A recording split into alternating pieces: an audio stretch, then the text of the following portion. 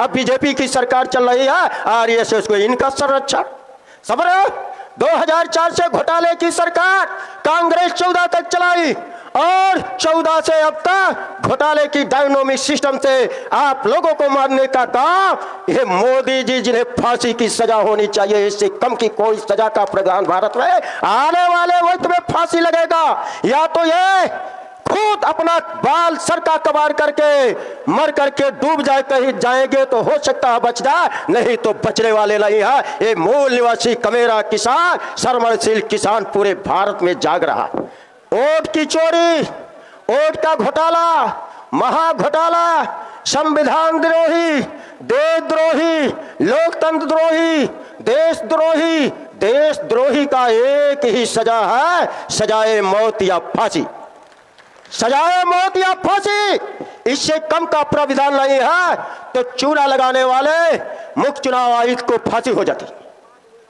और जो घोटाले से चुने गए हैं, जो आज 5 किलो पातग्रस्ती पर 2004 से लेकर अब तक आपको 5 किलो पातग्रस्ती पर जिंदा रहने का ये जो भीख दे रहे हैं, ये अधिकार नहीं दे रहे हैं। संविधान में अधिकार है, सबको रोटी, सबको कपड़ा, सबको मकान, सबको शिक्षा और सबको चिकित्सा, इज्जत से हर हाथ को रोजगार। ये पकौड़ा छानने का कोई अधिकार नहीं संविधान में दिया गया है। कोई भी मर्जी से अपना कोई खाना पकवाना, खाना पकाना ये कर सकता है, मगर आरएसएस के गुंडे, बजरंग दल के गुंडे, ये विश्व हिंदू परिषद के गुंडे, ये लोग हमारे मुसलमान भाई के घर क्या पकना है क्या नहीं पकना है उसका ठेका वो ले लिए, मोहन भागवत जी दे दिए। ये सारा ईवीएम का कमाल है। ये 2004 1925 में आरएसएस का गठन हुआ और जब कांग्रेस के नेहरू जी 15 अगस्त 1947 में सत्ता पर आते हैं, जिसे आतंकवादी होने की वजह से 1949 में गृह मंत्री सरदार वल्लभ भाई पटेल ने बैन लगा दिया था। 22 मार्च 2020 को ताली बजाओ, थाली बजाओ, मोमबत्ती जलाओ, गो कोरोना गो, गो कोरोना गो, गो कोरोना गो का नारा लगवाए। क्या है? बीमारी दवाई से जाती है, बीमारी के लिए अस्पताल है, बीमारी के लिए दवा है, बीमारी ठीक करने के लिए अपने ही देश में एमबीबीएस डॉक्टर, एमएससी, एमएस, ये सारी डिग्रियां वाले डॉक्टर, विदेशों में ये लोग पढ़ाई करके डॉक्टर बनते हैं, उसके लिए डॉक्टर है। मगर गो कोरोना गो, गो कोरोना गो ताली थाली बजा करके कोरोना भगा रहे हैं, बढ़ा दिए। अरे ये ईवीएम की भंडाफोड़ प्रथम पार्ट 1 ये जम्मू कश्मीर से मेषराम साहब के नियंत्रण में 26 जून से चली थी और राष्ट्रीय किसान मोर्चा का किसान बचाओ देश बचाओ ईवीएम भंडाफोड़ राष्ट्रव्यापी परिवर्तन यात्रा 11 नवंबर 2019 से चली थी। 84 दिन तक उत्तर प्रदेश में चला था, 20 मार्च 2020 तक चलाया था। तो इसके डर के मारे कोरोना लाए, कोरोना आया नहीं, लाया गया बड़े सम्मान से 7 समुंदर पार से और विशेष विमान से वेलकम ट्रम्प हाथ मिलौलिया कर रहे थे, हाथ मिला रहे थे। जाने हो कहा? अहमदाबाद में। वहीं से कोरोना आ गया पूरे देश में, ये लाया गया। यही परिवर्तन यात्रा को रोकने के लिए अब फिर इनकी लहर बन रही है, लेकिन अब लहर इनकी चलने वाली नहीं है। 7 समुद्र पार इनकी लहर फेंक देंगे। 6 लाख गांव के लगभग जगा चुका हूं। ईवीएम घोटाले की इनकी माता, ईवीएम घोटाला करने के लिए मोदी जी ने 3,567 करोड़ रुपया बजट दिया था कि नहीं? 3,567 करोड़ रुपए का बजट दिया था कंटेम्प्ट ऑफ कोर्ट, जो माननीय वामन मेश्राम साहब ने जीता था, उस कंटेम्प्ट ऑफ कोर्ट के आधार पर उन्होंने दिया था। तो घोटाला नहीं है। अगर ईवीएम माता इनकी पाक पवित्र सीता सती अनसुईया थी तो 3,567 करोड़ रुपया क्यों दिए? और इतना नहीं, इधर घोटाले से राहुल बाबा को अमेठी से हरा दिए, समझ रहे हो?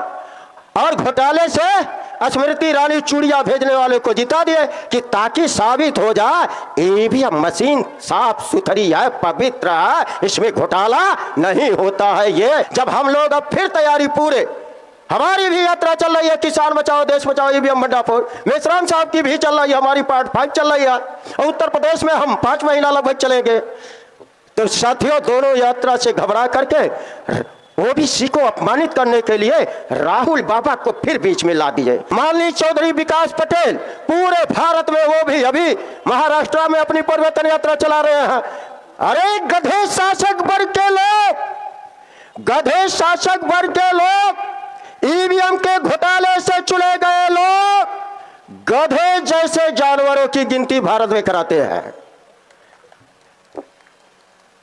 घोड़े जैसे जानवरों की गिनती कराते हैं, शेरों की गिनती कराते हैं, कुत्तों की गिनती कराते हैं, पालतू फालतू कुत्तों की गिनती कराते हैं। ओबीसी इंसान है, ओबीसी इंसान है, अन्य पिछड़ी जाति इंसान है, मगर ये ईवीएम के घोटाले से चुने गए गधे शासक वर्ग गधे की गिनती कराते हैं, मगर ओबीसी की जाति आधारित गिनती 1931 से नहीं करा रहे हैं। उनको कराना पड़ेगा, कराना पड़ेगा। वो विकास चौधरी ने ठाना है, माननीय विकास चौधरी ने ठान लिया है कि जब तक ओबीसी की जाति आधारित गिनती नहीं करा देंगे तब तक हम चैन से नहीं बैठेंगे, न सरकार को अब बैठने देंगे। ये जो ईवीएम के घोटाले से बने हैं, ये 24 का दिन नहीं देखेंगे। केवल फैला दो इनकी ये संदेश को, यानी 17 को विशाल रैली प्रदर्शन, इतने में नहीं होना चाहिए। ये कम से कम 10 लाख से ऊपर का भी लोकसभा क्षेत्र है। अरे कम से कम उस दिन अगर अपना अधिकार लेना चाहते हो, आजादी लेना चाहते हो, भूमि फसल नस्ल बचाना चाहते हो और पुरानी पेंशन बहाली कराना चाहते हो, अपना 100 में 91% हिस्सेदारी लेना चाहते हो, तो विकास चौधरी के संदेश को तो फैला कर देखो। ये इतने से काम चलने वाला नहीं है।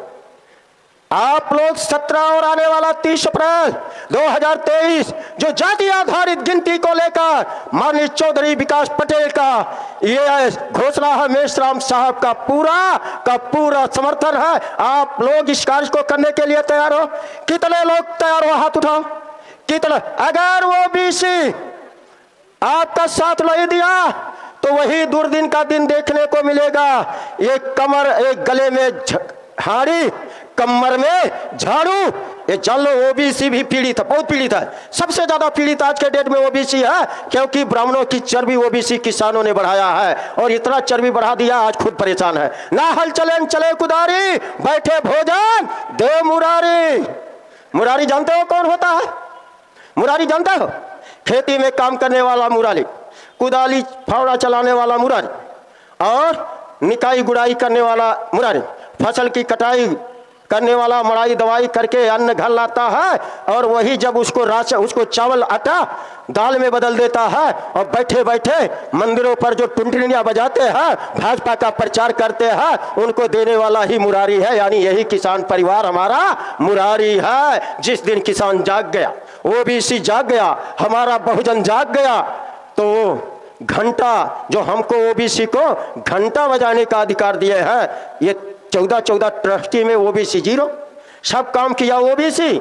जब हिस्सेदारी की बात आई तो 0, जैसे हर जगह 0 वैसे वहां भी 0। तो बंद करो ये जो संघ के काम कर रहे हैं 3.5% वाले ठुक-ठुकिया बजाने वालों को, इनका मान सम्मान करना बंद करो, इनको दान देना बंद करो और इनके पक्ष में मताधिकार का प्रयोग करना बंद करो। मतदान नहीं, मताधिकार। डॉक्टर बाबा साहब अम्बेडकर ने मताधिकार का प्रयोग दिया है। मताधिकार का प्रयोग करने से क्या होता है? अपने लोग राजा बनते हैं और मतदान करते हो तो ब्राह्मण लोग महाराजा बनते हैं, राजा नहीं महाराजा बनते हैं। और जिस दिन मताधिकार का प्रयोग करोगे तो ब्राह्मण आपके घर जैसे शिवाजी के घर में चौकीदारी करते थे, झाड़ू पोछा लगाते थे, आने वाले वक्त में अडानी अंबानी सहित झाड़ू पोछा लगाने के लिए विवश हो जाएंगे। मताधिकार का प्रयोग करो। मत मतलब विचार दान वाला चीज है। सोना चांदी दे दिए, भूमि दान दे दिए, सब कुछ दान, कन्यादान दे दिए, अब यही जो विचार बचा है जिससे महाराजा बनाने का अधिकार बाबा साहब ने दिया, उसको भी देकर क्या कहाँ चले जाए। यूरेशिया में तो वहाँ वो लोग रहने नहीं देंगे, बल्कि वो लोगों का पुराना मातृत्व भूमि यूरेशिया है, वो लोग साथ सम्मान चले जाए, हमें कोई इतराज नहीं है। और नहीं तो 3.5% हिस्सा हम आने वाले समय देंगे, तैयारी कर रहे हैं। डॉक्टर बाबा साहब ना संविधान लिखते तो वो भी नहीं देते, फुले शाहू ने रास्ता दिखाए होते वो भी नहीं देते, गौतम बुद्ध ने ईमानदारी ना सिखाया होता तो वो भी नहीं देते, उनसे ज्यादा बेईमानी कर देता।